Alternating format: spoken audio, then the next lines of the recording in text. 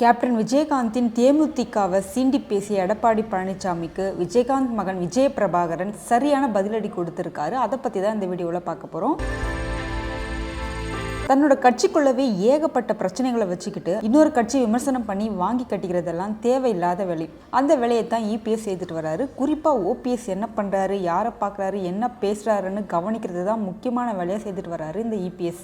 சமீபத்தில் பண்ருட்டி ராமச்சந்திரன் திமுகவுக்கு எதிராக ஒரு அறிக்கை விட்டிருந்தாரு. அதை கண்டித்து எடப்பாடி பழனிசாமி பண்ருட்டி ராமச்சந்திரனை பொது மேடையிலே பயங்கரமாக விமர்சனம் பண்ணி விளாசி இருப்பார். இந்த சம்பவத்துக்கு அப்புறம் ஓபிஎஸ் பண்ருட்டி ராமச்சந்திரனை சந்தித்து பேசியிருக்காரு. இந்த சந்திப்பு தான் இப்போ பிரச்சனையாகியிருக்கு. முதல்ல அதிமுகவில் இருந்த பண்ருட்டி ராமச்சந்திரன் அதுக்கப்புறமா பாமகவுக்கு போய் முன்னாள் முதல்வர் ஜெயலலிதாவை பயங்கரமாக விமர்சனம் செய்து பேசியிருப்பார். அப்புறம் பாமக எம்எல்ஏவாக இருந்தார். கொஞ்ச நாளில் அந்த கட்சியையும் விட்டுட்டு தேமுதிகவில் போய் சேர்ந்தார். இவர் விஜயகாந்த் கட்சிக்கு போனதுலேருந்து அந்த கட்சி மொத்தமாக படுத்துருச்சு.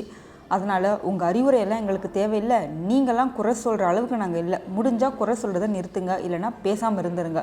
ஒரு கட்சியின் சாதாரண கிளை செயலாளராக கூட இருக்கிறதுக்கு உங்களுக்கு தகுதி இல்லை, அப்படி இருக்கும்போது நீங்களாம் எங்களை பற்றி பேசலாமா அப்படின்னு ரொம்ப காரமான ஒரு பதிலடியை பண்ருட்டி ராமச்சந்திரனுக்கு கொடுத்துருக்காரு எடப்பாடி. இப்போது இந்த கருத்துக்கு தான் விஜயகாந்த் மகன் விஜய பிரபாகரன் தரமான ஒரு பதிலடியை இபிஎஸ்க்கு கொடுத்துருக்காரு. தேமுதிகவின் முப்பெரும் விழாவில் கலந்து கொண்ட விஜய பிரபாகரன் தொண்டர்கள் மத்தியில் சிறப்புரையாற்றினார். எடப்பாடி அண்ணன் பண்ருட்டியாரை பற்றி விமர்சனம் செய்திருக்காரு. பண்ருட்டியார் பாமகவுக்கு போனார், தேமுதிகவுக்கு போனார், இப்போ அவர் அதிமுகவில் எங்கே இருக்காருன்னே தெரியல. அந்த லட்சணத்தில் நீங்கள் கட்சியை நடத்திட்டு வரீங்க. ஒரு காலத்தில் பாமக முக்கியம்னு அவங்களுக்கு அவ்வளோ சீட்டு கொடுத்தீங்க, ஆனால் இப்போது பாமகவை தூக்கி போட்டுட்டீங்க. அதிமுக தொண்டர்களே நீங்கள் யோசிங்க, இவராக உங்களை காப்பாற்ற போகிறாரு. முதல்ல தேமுதிகவுக்கு பக்குவம் இல்லைன்னு சொன்னார். ஆனால் இந்த செகண்ட் வரைக்கும் அவர் தான் பக்குவம் இல்லாமல் பேசிகிட்டு இருக்காரு. என்ன பண்ணுறதுனே தெரியாமல் சுற்றிக்கிட்டு இருக்காரு. இதை சொன்னால் நான் சின்ன பையன், எனக்கு வாய் இனிலம்னு சொல்லுவார். நான் ரொம்பலாம் பேசலைங்க, உண்மையாக தான் பேசுகிறேன். நான் மட்டும் இல்லை, இந்த உலகமே அவரை பற்றி இப்படி தான் பேசிகிட்டு இருக்கு. அன்றைக்கி டேபிளுக்கு கீழே விழுந்து ஆட்சியை பிடிச்சிங்க, இன்றைக்கி வந்து நான் தான் பெரிய தலைவர்னு வாய்ஸ் அவடால் விட்டுட்ருக்கீங்க. களத்தில் இறங்கணும். நான் பெரிய ஆள் இல்லை அப்படின்னு நீங்களே சொல்லிக்கிறீங்க. அப்புறம் மக்கள் எப்படி உங்களை பெரிய ஆளுன்னு நம்புவாங்க? முதல்ல நம்ம மேலே நமக்கு தான் அதிகமான நம்பிக்கை இருக்கணும். அந்த வகையில் தேமுதிக கெத்து என்னன்னு எங்களுக்கு நல்லாவே தெரியும். உங்கள் கட்சியோட கெத்து என்னன்னு உங்களுக்கு தெரியுமா?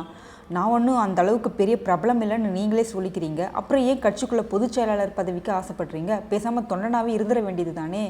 அதிமுக தொண்டர்கள் தான் இதையெல்லாம் கேள்வி கேட்கணும். நான் என்ன கேட்குறேன்னா, தேவையில்லாமல் தேமுதிகவை சீண்டி பார்க்காதீங்க அப்படின்னு ஒரு தரமான பதிலடி எடப்பாடி பழனிசாமிக்கு கொடுத்துருக்காரு விஜய பிரபாகரன். இதெல்லாம் இபிஎஸ்க்கு தேவையா? ஓபிஎஸ் மேலே இருக்க கோவத்தை எப்படி காட்டுறதுன்னு தெரியாமல் கண்ட மேனிக்கு பேசி இப்படி நேற்று அரசியலுக்கு வந்த கத்துக்குட்டிங்க கிட்டலாம் பேச்சு வாங்கிட்டு இருக்காரு எடப்பாடி பழனிசாமி.